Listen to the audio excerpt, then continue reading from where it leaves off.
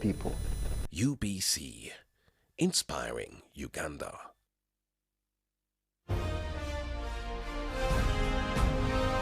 Live from Now Avenue in UBC Studios.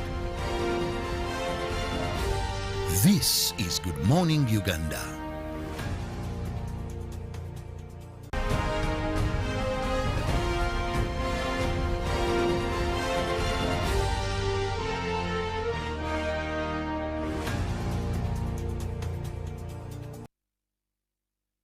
At exactly 8:04 a.m. Thank you for keeping it on UBC TV and welcome to Good Morning Uganda Agenda. In case you've joined, this show starts at exactly 6:30, so make it a date with us every weekday. We spice up your morning with relevant information, jokes, light moments here and there, so we set the pace for your day. What a show that you shouldn't miss. Well, in this particular segment, we usually have a guest in our studios and we discuss issues of national concern, and you're able to give us feedback by simply going on our social media platforms and we get your feedback. Now, this morning, we want to handle an issue that has been talked about on international forums. President, His Excellency, has talked about it. On Sunday, during Independence, so much was said about that, and that is the East Africa crude oil pipeline. Now, this morning, we want to see how the EACOP infrastructure can reduce the cost of carbon capture and storage in Uganda. Remember, those against are saying this is going to be a problem in terms of environment. Now, with me in studios, I have an engineer, petroleum engineer, a person who has done a lot of studies, but is also the executive director of Institute of Mining, Metallurgical, and Petroleum Engineering, that is of Uganda.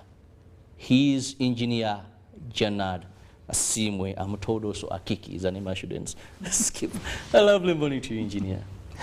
Morning, Chirabo, and good morning, Uganda. Good morning, my people who are watching this program, and good morning, the government of Uganda, and good morning, everyone. Now, Engineer, just to start with, when we talk about the East African oil crude pipeline, many people have looked at this as an opportunity. But of course, environmentalists have come up. We don't know if it's the truth is basically environment or they are behind political interference and all that. But they see this as a problem to environment and conservation. Here you are, for you, you're saying, no, this is an opportunity. Let's begin at that. Okay. It is very good that a person like Chirabo who is experienced in journalism, and you have really followed this industry beginning from day one, and you can even sit and assess exactly what is happening in your own docket when you're not in media. But I think it is clear to everyone that Africa is a developing continent, and Uganda particularly is a developing country, and unlucky enough, or what I can say unfortunately enough, since when we are young, we have been learning that there are developed countries, underdeveloped countries, and developing countries. But we have not learned about what will happen when a country is developing and what is not to happen when the country has developed. That is something which is being hidden. But the good thing is that there is nothing which can be hidden under a blanket. When it becomes hot, you have to uncover it. So it is today that we are talking about EACOP, and EACOP cannot stop. We are going to have it, but the solutions, as we technocrats in the industry, is what exactly is required. So I would think, in my own opinion and my view of understanding, whatever is around is expected, because oil and gas in many countries is a strategic mineral under carbon or fossils, where government policies act directly. That's why you see that many bills have been passed for this industry. So it means there have been under cabinet review, where from the first man of the country, the head of state, up to the last opinion person that is in the village there, where the oil wells are, has participated. So I would think it is a general concern. And if we know that countries which have gone through all this, one day the president of China said, China is known of rare earth metals, and the Middle East is known of oil and gas. I'm going to announce today on this platform of UBC that Uganda is both of those. Both rare earth metals and oil and gas. It means we comprise of Middle East and we comprise of China, meaning that the pressure upon our development as a country is not yet. It is still coming. That's the answer I can give you via that geopolitics stand around our industry. Now, briefly explain to us this idea of carbon capture, its utilization, and why and where we stand to benefit out of this. Okay, very good. There are people who have done chemistry, there are people who have done environment, and we also appreciate people totally who have done the social humanitarians. We have combined all these things to come up with a project. But particularly for environmentalists who are and chemists, industrial chemists, they can easily understand what I'm speaking about, the carbon capture, storage, and utilization industry. You see, these are the things which have been happening in developed countries and not in developing what? Countries. That's why my first statement is that we have been told there are countries which are developing, but we have not been told under what circumstances do they go through all that phase. So we are just beginning to go through, and I think this is the right time to speak about. When we talk about the carbon capture, you can look at the emissions which are coming out of our own vehicles. I'm not going to be scientific so much today, like in my articles I normally write. I'm going to be simple because I'm the national media where my grandmother may be watching, where my friends may be watching, and someone who is not so much a scientist. But I'm going to use a simple language everyone to understand. If you have the vehicles on road, they emit carbon dioxide, that is CO2. And the excess of that, if it is not captured, it can result into destruction of the ozone layer. The ozone layer, it is a layer above us which captures those radiations of bigger wavelengths. Maybe someone can easily say that there are radiations which come from the sun which are not good for our bodies. They can easily enter you and cause what you call mutations in your body. And maybe they distort your body structure. You end up having finite children being born, etc. So whatever happens that, it is the reaction of carbon dioxide and that ozone layer. When they are reacting, they try to break it and leave some pores. Now those pores, they allow radiations to go through and reach onto us. That is the whole debate now which is around. That if we have the ECOP stand, we are going to have a lot of challenges, and we can easily have all those problems I'm talking about. But as I talk about the carbon capture, storage and utilization, it is an intersection of two things. You are going to preserve the environment. At the same time, you can use this chemical to produce other things, because nothing is bad when it is collected. Even the stagnant water, which you call bad, if you collect it very well and mix a few things, you can form fertilizers. But for you, if you leave it to go, you call it stagnant. That's why we are looking, instead of making a lot of political noise, that is over ECOP, where everyone is talking about ECOP should start, ECOP should be there. No, we need to get all our minds, with all people with knowledge. Uganda has educated people, has experts, and then we look at how can we reduce the carbon dioxide in air. You cannot take it, all of it. As much as in writings we shall say zero emissions, they will always be there. But there are those ones which are below minimum, which can be allowed in what? In air. Now, you talked about developed countries, developing countries. What has the West done? Because we know oil and gas is not new in the world. We have countries that have gone into oil exploration. They have had these pipes. Ours could be a bit different because it is heated, maybe the distance and all that. What have they done? Okay, I'm going to really be specific, because if you look at the studies and if you have visited the many countries over this oil and gas, I'm very sure that our people who have been heading this industry, they have done the feasibility study and they have moved in many countries. But I'm not pretty sure that if they did on what I'm talking about today, on the carbon capture, utilization, okay, and storage, I think they have not done much of it, of which I would see that in some other countries, like UK, it has already laid a very big budget for the carbon capture. We see Norwegian, it is already happening. Maybe in Africa, like Angola, it has already done some work, and even they have already captured around 84,000 tons of carbon dioxide underground. You see, when you have this infrastructure coming, like the pipeline, it has a lot of infrastructure. Those infrastructure can also be used for carbon dioxide capture, storage, and utilization. But I see that Uganda or East Africa, I don't want to use Uganda because this is an East African project. East Africa had not put much emphasis on capturing. But I want to thank the National Forest ETC. They have really been preparing to plant forest. Although I'm requesting those ones who are planting forest, if I'm making forest, don't make them for business. Because they plant forests, tomorrow you find when they have cut them. That's not, you are doing business, you are not doing anything with the environment. But I would think that Uganda was preparing already this situation. That's why you saw that they have been giving free hills, free lands for forest.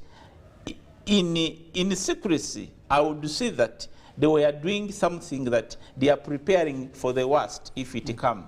But that one alone, forests alone, even though you brought the whole Africa, and you plant into forest, it cannot capture the whole carbon dioxide of this world. It will not. And I'm imagining the Anorex, there is no building of UBC, there is no home of mine, there is nothing but it's only forest. It can maximum capture around 1,558 gigatons of carbon dioxide, meaning that we cannot say that planting forest is going to solve this problem. Planting forest, it will try to minimize where possible it can. But since we have great industrialization, which is going to happen in these developing countries like what called East Africa, Uganda, we cannot say that we are going to keep saying plant trees, plant trees, plant trees. We need to go and invest in and say now, how can we capture this? I want to tell you this statement, that Ugandans or East African people are not educated to destroy their own environment, but they are also educated to preserve where they stay. So I would think that leaving the players of geopolitics outside, we would look at even Ugandan politicians should answer very well their colleagues somewhere who are putting it right that East Africa are not minding about its people. I'm an East African, and I'm a person who loves my country, who love it so much that at least every day I read about how to preserve my country and remain beautiful. Because if you don't have a beautiful country, you'll end up running away from your own place. I would think that East Africa is already having plans, but can everyone allow to hear us what we are planning, because it is already on the table. Now, what is our capacity in terms of underground carbon capture as East Africa in countries? Because yes, you've talked about developed countries and those that do it. You've given us the danger of excessive carbon. If it affects the ozone layer, what that can mean to us. So what are we doing? Do you have the capacity? Do you have the knowledge? Do you have the technical science or knowledge required to do that? Okay, that's a very good, wonderful question from Chirabo, the capacity. If I look at the onshore alone, we can capture around 84% onshore. And offshore, you can go around 14%. That is of the carbon dioxide being produced. But now, if I look at agencies, we are not using these agencies, like the Directorate of Geological Survey and Mines. These people have already good data for the geological stratas, where that they are having knowledge, they are having knowledge, but maybe the knowledge has not been utilized so far. That they can tell you the data, they can give you data, that these are the places where we can store our carbon dioxide.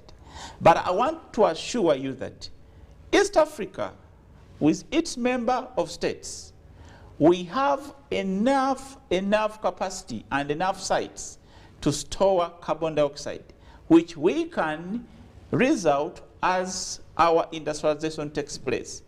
Maybe, Chira, what I want you to know, and you who is watching me, you may be in the sitting room watching me, that let us not focus so much on ECOP. ECOP is not the only project which emits carbon dioxide. It is like we are shouting on ECOP, but there are other industries which are emitting even more carbon dioxide than even ECOP. Moreover, this is a pipeline which is hidden in situ, and every study has been done. But there are some industries which have been established on a limited study, and they are busy hiding under ECOP. They don't want to show up. Then to we scientists who see things between the lines, not within the line, we already know that after ECOP, if it has been fought, there will be someone coming and saying, no, the iron and steel shouldn't take place in Uganda because the heat is going to be the furnace, etc. Tomorrow they will say the rare earth metals, why are we here? Then where? Because you said Uganda, we are rich. Yeah. Yes, we are rich with with the all rare these minerals. things. Yes. We have the oil and gas. So for us, we are not going to allow this kind of discussion where you say that stop.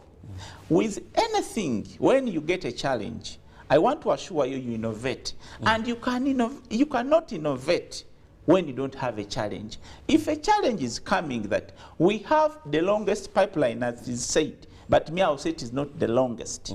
Because in my articles I've been writing, you have seen where the longest pipes are. But East Africa, coming out as a state, I want to also talk this one from, let me quote my president, Museveni. He was talking about United States. They created a market. And inside, they were not looking the political power. No, they were looking for the market. That's why they formed the United States. They brought many states together, and bringing those states together, it means they had a bigger market for their products. And that's how they moved. That state was poor. But I'm telling you, because of that unifying, strategy, coming together, everything came on. Now, if you look at Uganda, we don't call it Uganda pipeline, we call it East Africa. And you have seen that Uganda and other countries, the East African market is continuing to expand. Because my child today, I may want him to trade in Nairobi, to trade in Somalia, trade in Sudan. But if we don't really fight for this project, which is uniting East Africa, we are going to be fighting for the smaller market we have in Uganda, and even if we lose all other kind of markets we would be getting. So I would think that ECOP shouldn't be just underestimated, but it is going even to reduce the cost of carbon capture, storage, and utilization. Someone can be asking me why. Or I think before we go to the why, yes. How? How? Yes, because some look at it as a contributor. Very so good. You're saying it is, it can help in reducing. Now, that's where I want someone to use a brain. Someone is saying that it is contributing. To me as a scientist, I would say no. It can reduce the cost. When you're establishing this infrastructure, we trap oil. This oil is trapped. It's trapped in those spaces. And we can use even to recover this oil using carbon dioxide into those spaces. Where oil comes, we put what? Carbon dioxide, and it's captured. Now, if you didn't have this ECOP coming, let me tell you something very interesting. We are in the mineral wells conference. Viewers, this time I have a petroleum engineer. Yeah, so some of the things we are discussing, please make sure you follow very well. Now, let me tell you something. I was attending the presentation yesterday. We are in Charlton here for the mineral wells, the 11th annual. But everyone was speaking, when I was trying to follow the presentation, everyone was speaking about energy transition. And everyone was looking at how are we going to use these metals to transit into another energy format. Form of energy, but do you yes. know where the pressure is coming from? Even the topic of green energy for the 11th annual Mineral Wednesday, it has come from ECOP. Because ECOP, they have talked us so much about sustainable energy, green energy, whatever. That's why I'm telling you indirectly, ECOP is going to reduce the cost of carbon capture. Unless someone doesn't use his brains and read between It could be the very lines. easy for you as a scientist Yes, to understand this. But for an ordinary Ugandan, it could be a bit hard for them to appreciate and understand that this crude oil pipeline, we told the longest in East Africa, because we maybe didn't have this. So for them to say that this, in this direction, is advantageous to them. No. You know, someone cannot understand everything in one day. But as we go on, everything's yes. going to be what? Understood. But I want to look at this context that now everyone who is planning in this industry is looking how to make it green. Yes. Because the shout of ECOP, Has, okay, now I get you. you get it? The shout So they are of more ECOP, conscious more conscious. of how they can protect the environment. Now this is what compared to what it has now been this is previously. what I'm proposing to the government of Uganda and the Ministry of Energy, particularly if PS is watching me and my president is watching me. We need to set the East African Task Force for carbon capture, storage and utilization. When you look at South Africa, they already set their team which is looking at that. Because for them, they're not looking at only oil and whatever. They are looking at coal, gold, all other kind of things, and even emissions from the vehicles. They are not just looking at this kind of small projects. Even us here in East Africa, since now we're expanding the market, we need to have the task force. I would want to hear that East African Parliament has established a technical task force which is going to follow out on that issue of carbon capture, storage and utilization. I want to assure you that this is not the last project to be talked about.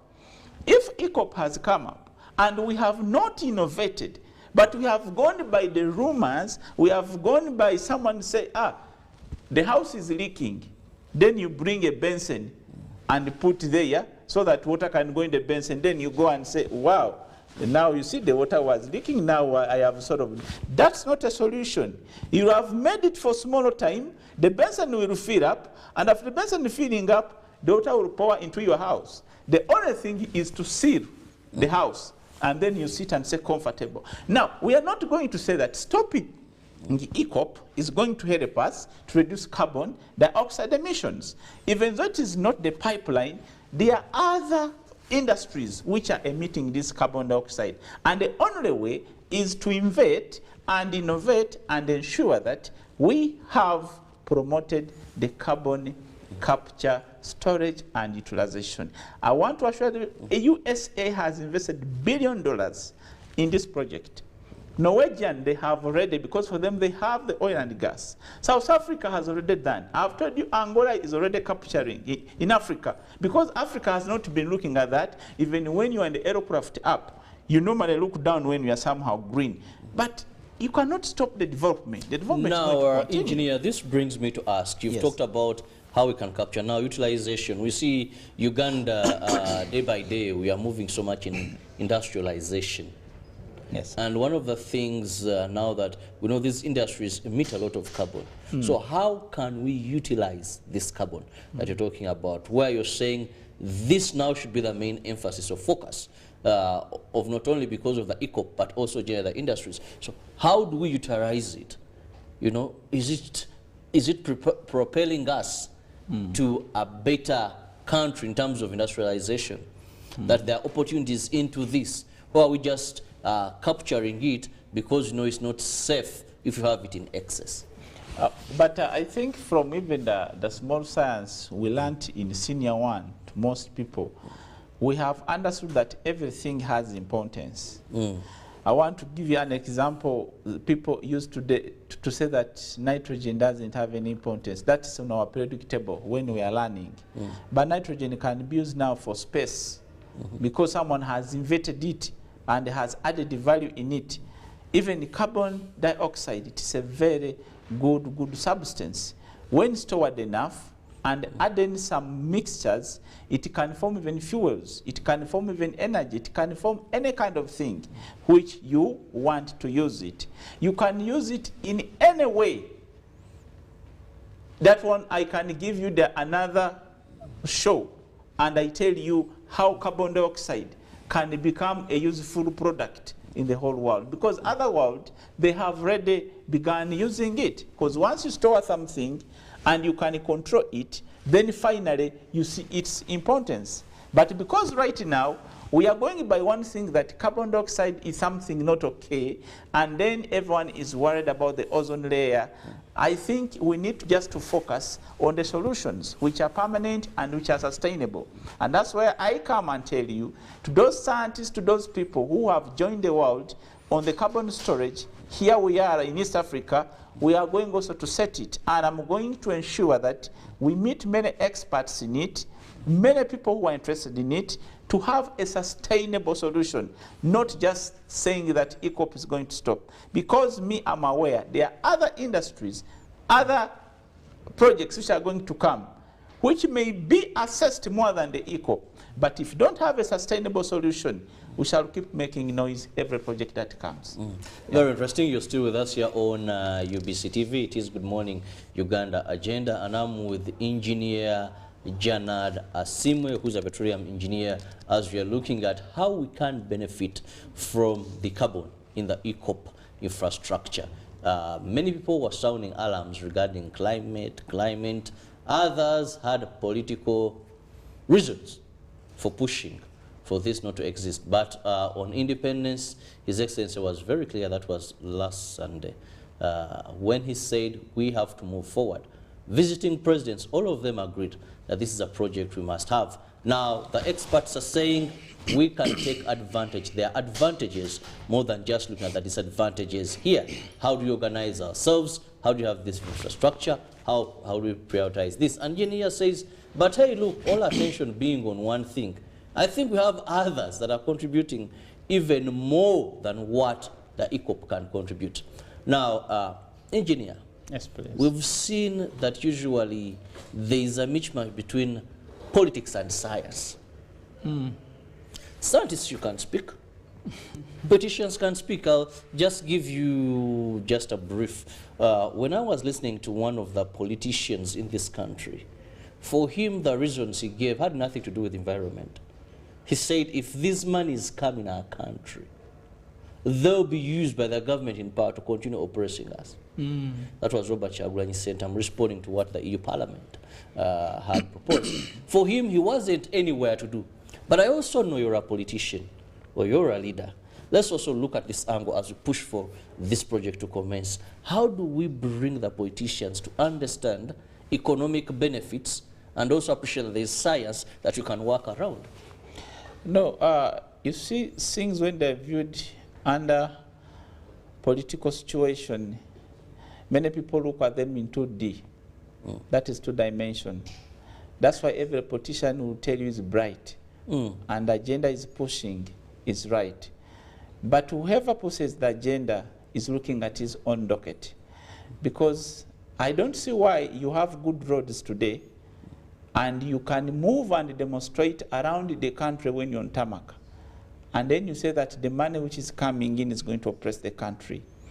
I don't see where an old woman I'm seeing in Bulisa who was walking on a road which is totally destroyed. The children could not even manage to go to school on totally destroyed roads. There was no logistics for people there because all roads were poor. Now people are doing their businesses. I don't understand how they are being oppressed by that. I am seeing other projects which have come on.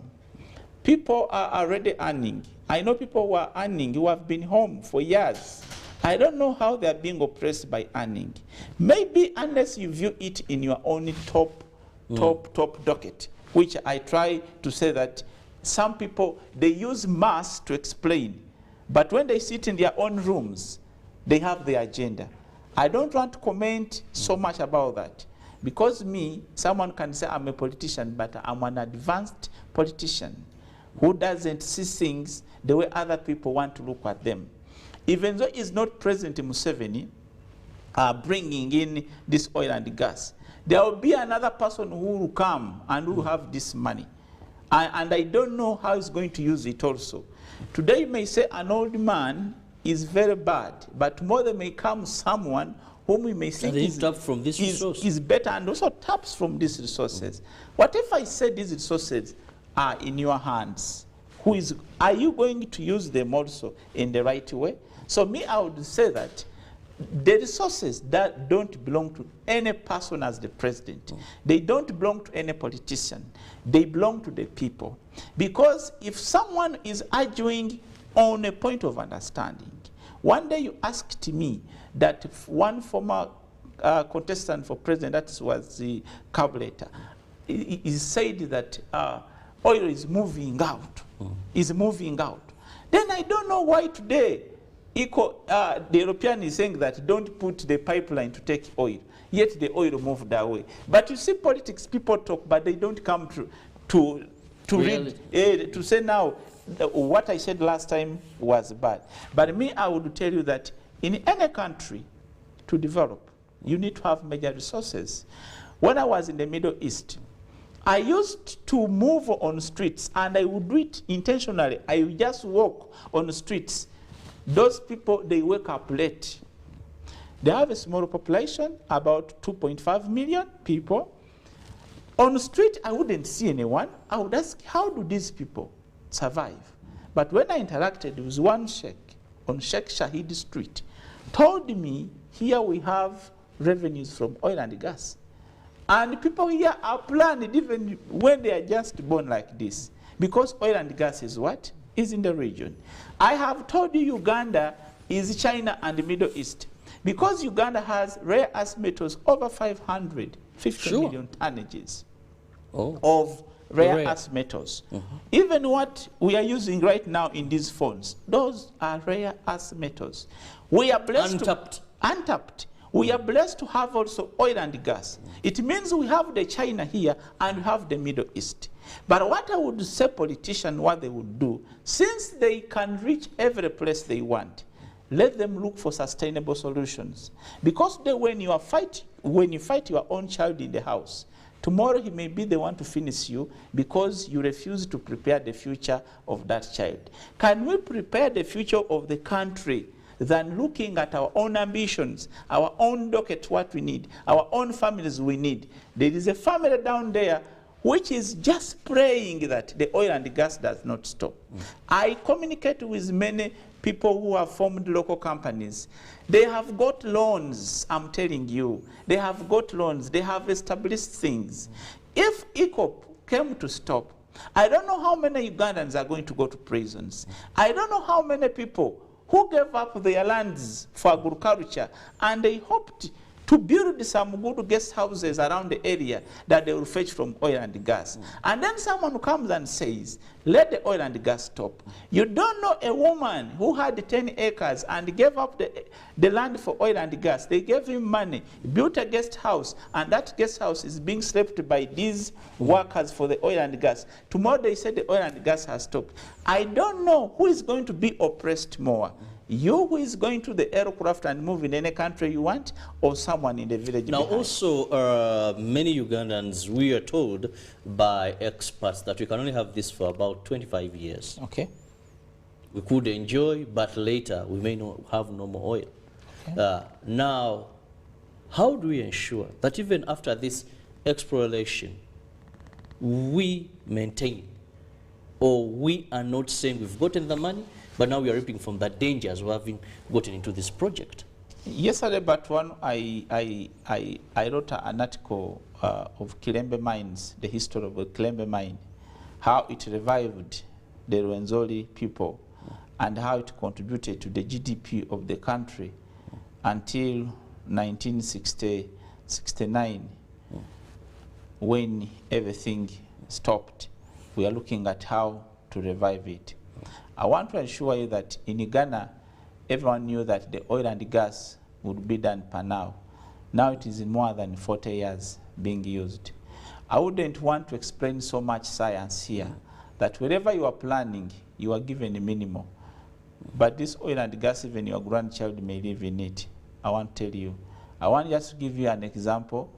Since 2013, you have been doing exploration in the first blocks, which was done. I never knew that by 2020, oil and gas will be almost done. But up to now, we are still under the upstream. So I would tell you that I will come back here after 15 years and we discuss about oil and gas when it is just even not yet even anywhere, but when we are still doing the work. I wouldn't want to go into a lot of science underground of Albertine. If you want it, just find me in my home, under my trees. I love my trees so much. I will explain you how the Albertine Graben was formed. Then you will know that the oil and gas is to stay. Well, so much we are learning this morning, but of course, more is we've started. We should continue, we should conclude this and ensure that we have successful oil exploration, we have our ECOP infrastructure set up, and we know that developing countries, usually you must have major resources that give you the monies that you need for economic benefit. But oil can be a blessing and oil can be a curse. Wow. Engineer, from the bottom of your heart with honesty, do you think we've taken what it takes for Uganda's oil to be a blessing and not a curse? I think one thing I would appreciate the country of Uganda, that it has a wise leader. And my prayer I always get, if President Museveni retires from active politics, the leader who is going to come in should be bright or even brighter than. Because the situation we are going in, it needs a bright leader. President has done a lot of advisory. Not just being advised, but also he has advised. A lot of studies have been benchmarked for the oil and gas of this place. That's why I wouldn't want to go into politics so much. But me, I understand the politics of these strategic minerals. Uganda, having done the best now, it is going to become a threat under this carbon development. Because every country is going to benchmark on Uganda what it has done. How they have prepared. Uganda has done the best negotiation, I want to assure you. Leave this demonstration where people come and say, total is 25. They don't know even percentages what they mean. Those percentages mean different things, not profits, what people are talking about. That is total investment. That you are remaining with only about And I want to give you one laughing matter. You can get one rich person outside Uganda, outside African continent, when is worth $50 billion. But the whole Uganda's economy, maybe when it is around 80. It means that person, when he comes in one of the projects you have in Uganda, you think it's going to take 10%. For you, you may look at it as an individual, but you have not seen the capacity of the investment he has. He has to put into this. He has to put into this.